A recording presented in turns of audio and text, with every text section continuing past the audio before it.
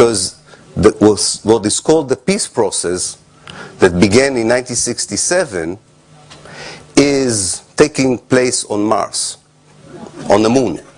This is the only peace process in history that I know of that had no relevance whatsoever with the problem it was supposed to solve. What they were talking about in Geneva in 1977, in Madrid in 1991, in Oslo in 1993, had very little to do with the essence of the problem. It dealt with the symptoms, I agree. It dealt with the symptoms, but not with the essence. And this is the second greatest Israeli success. That not only the public opinion does not deal with the essence, but also the peace process very successfully succeeds in avoiding it. So if you go back to history, and you are using today the right language, you are not anachronistic, as someone was trying to say this morning. You are not anachronistic. You are actually a very relevant, updated person. I'll explain what I mean. If you say that Zionism is colonialism, you are the youngest and most updated student of history I've met.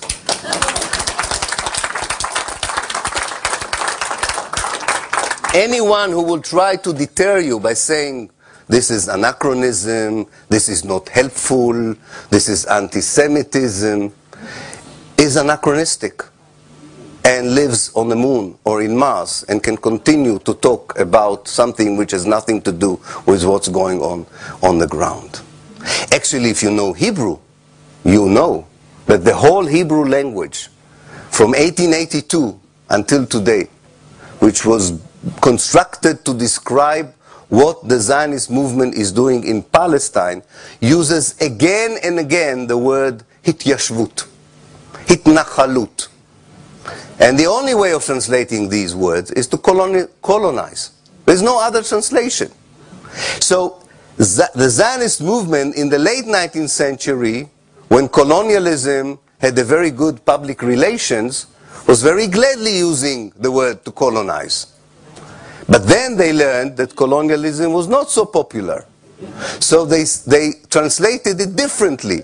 They found the word settlement, which means something else in English. And they found the word, they said, yes, it's colonized, but it's not like colonized. It's a different kind. Again, it's complex. And only we, the Israeli Jews, understand why Israeli colonization and white colonization in Africa is not the same. If you're not an Israeli Jew, you don't understand it. If you're not a Zionist Israeli Jew, of course you cannot understand it. And I think this is important to bring back in our teaching in schools, in our approach to the public, in our negotiations with the political elite in this country and in the West, to say to them, you are dealing with the last colonialist project. And as bizarre as it sounds, even in the 21st century, this colonialist project employs the same tactics of colonialism in the 19th century. And I think that every decent person in the West, like in the time of colonialism, would not stand on the side of colonialism. But you have to clean your language. You have to clean your mind, and you have to think that it's totally irrelevant what people say about what you say. It doesn't matter what they say. They will regard you as anti-Semitic even if you support the two-state solution. Because it means you don't support the two-state solution as they understand it. Because you don't understand the problem. You think that this two-state solution is a sovereign, independent state over the West Bank and the Gaza Strip. No, you don't understand it. The state for the Palestinians are two Bantustans, divided to 12 in the West Bank, contained like in a concentration camp in Gaza, has no connection between it, has a little municipality in Ramallah which would be called the government. This is a state. And if you don't understand that this is a state, it shows that not, you still have to learn about the complexity of the conflict. Now, colonialism is one message from the past that we should accept and we should deal with. And we should recruit the veteran as well as the younger cohorts of activists to work for something which universally should be very easy to recruit people for. The fight against colonialism. The fight against the idea that someone from the outside has the right to demolish the life of people in the inside. And they have done it in 1882, they have done it in 1948, and they have done it yesterday in the Nakba or in the West Bank, and they're going to do it next week if we will continue to talk about peace negotiations, two-state solutions, all kinds of irrelevant concepts that have nothing to do with the realities on the ground.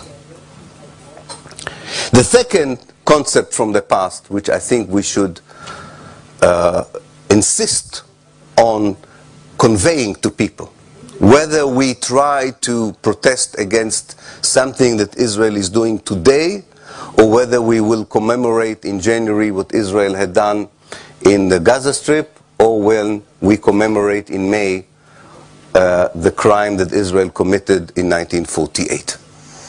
And this is the ethnic cleansing. It is a concept that was developed, of course, in the 1990s more clearly because of what happened in the Balkan Wars. But even before that, this was regarded by the international community as an unacceptable ideology and policy.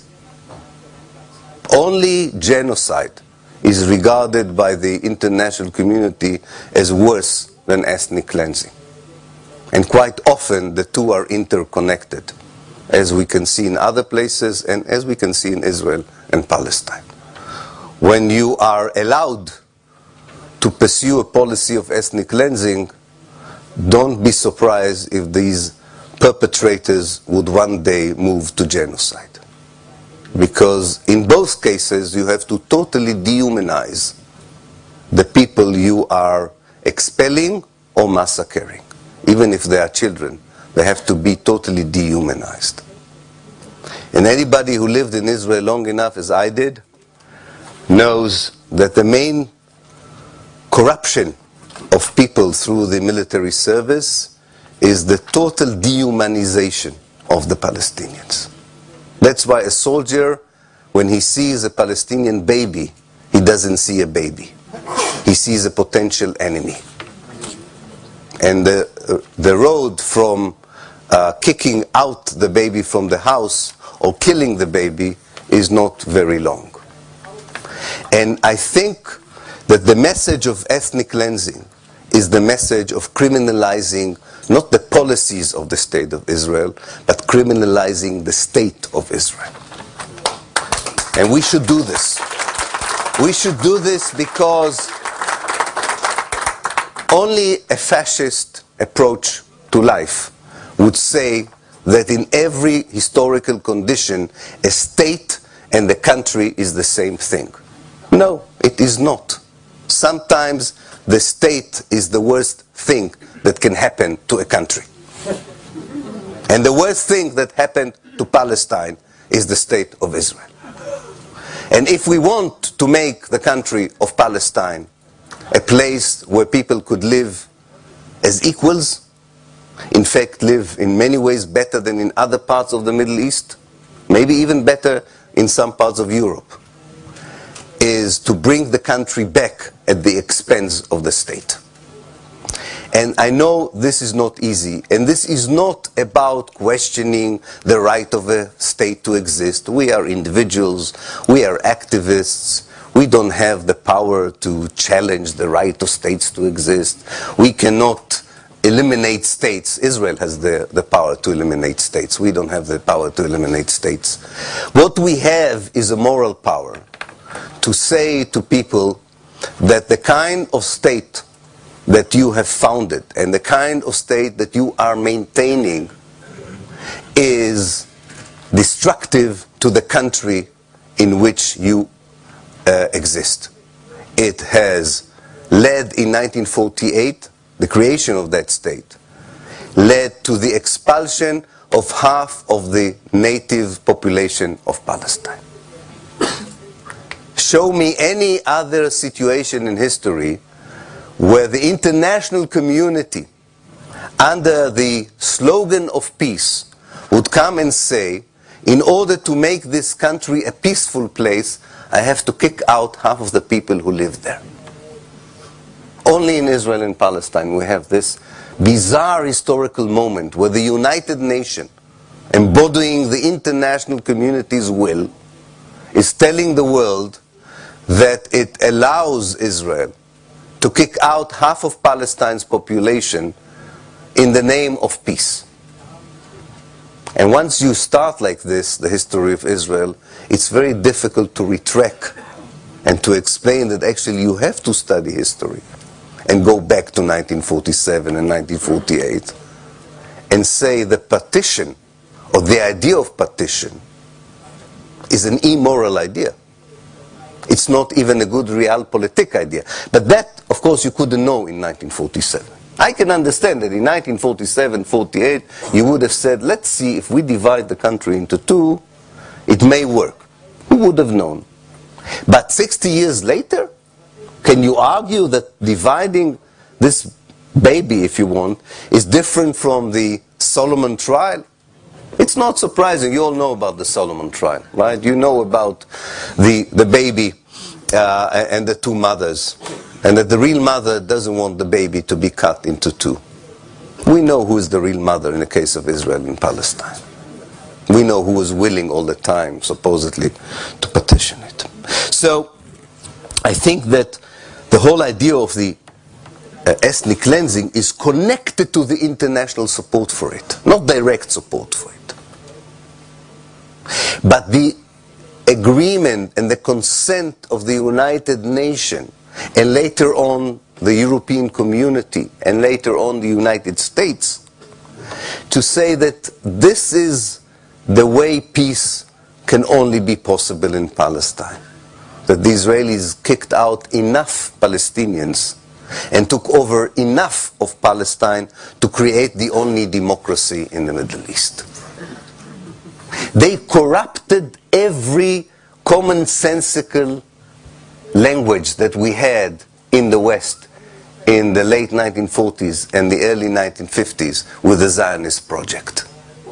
That's how you create democracies?